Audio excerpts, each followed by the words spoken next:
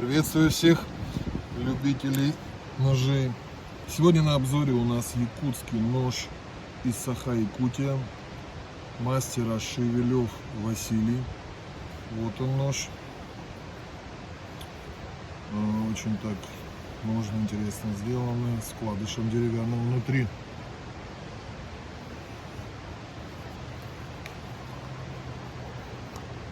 Вот сам нож, больстер из рога Сахатова, сталь 9ХС.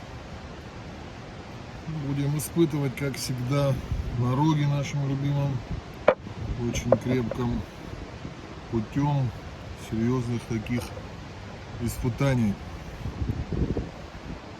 Вот здесь очень, рогу лет 5, очень вот здесь твердый такой. Будем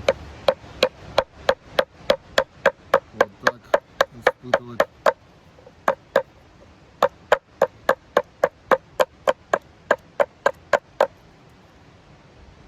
Ну, пока нормально, зазубрин ничего нет. Давайте вот по таким по сложным частям пойдем.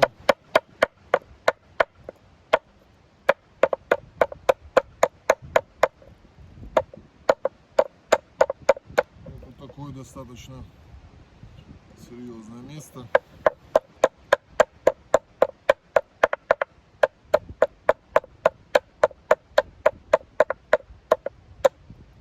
И рубилом.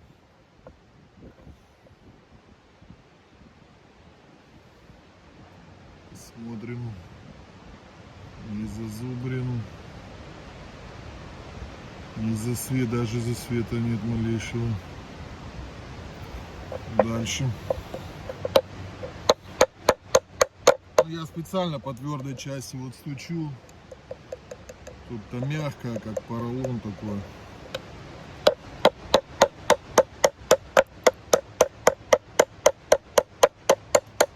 Вот стружки прям такие крупные вылетают.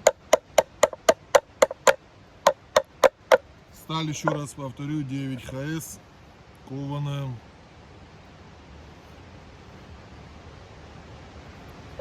Спуски прямые от обуха.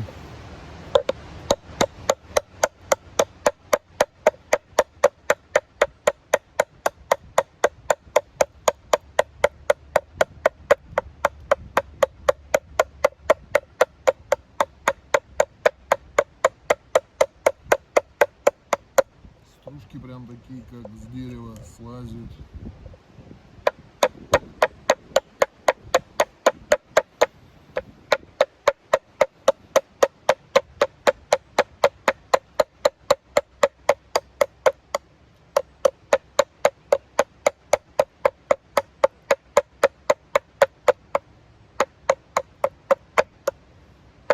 Мягко он вообще как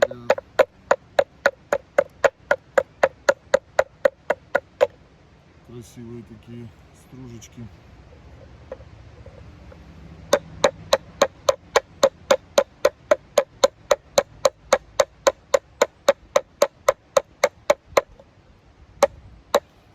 Глубоко прям врезается, глубоко влазит, хорошо, нож как в масло прям входит. Вот чувствуется, что сталь такая,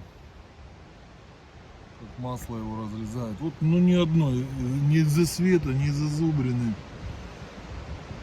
Вообще грамм нет. Ну, постучим вот так.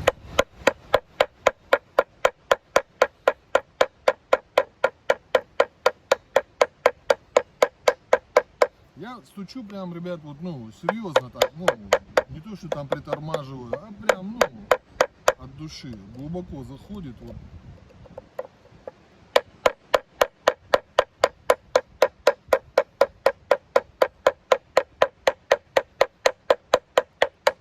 Если видно, вот здесь прям очень глубоко позаходило.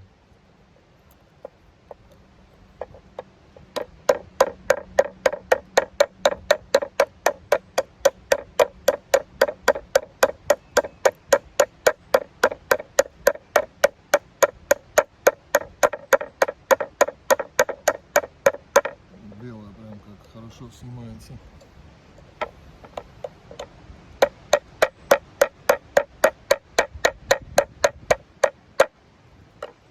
Так, ну, смотрим нож, режущую кромку.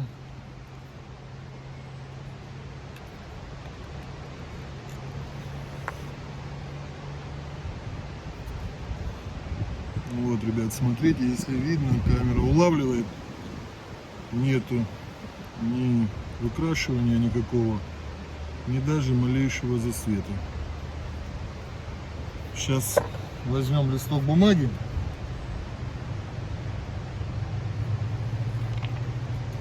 И вот при вас посмотрим результат. Идеально. Ребят, что я вам могу сказать?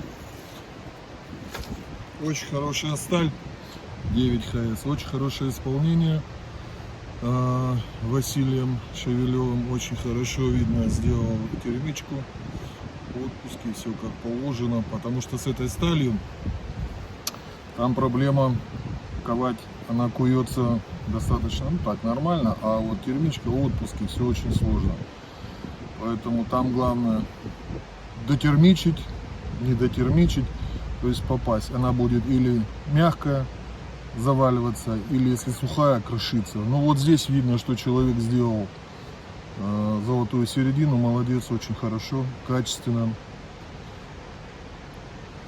Сталь обработал. Ребят, ну еще я хочу что сказать. Вот эти вот тесты, которые я делаю, я понимаю, что так с ножами мы каждый день не делаем, так делать нельзя. Это все ясно. Но хочется понять вот этот вот задел прочности ножа, когда ты будешь где-то там высоко в горах или далеко в тайге.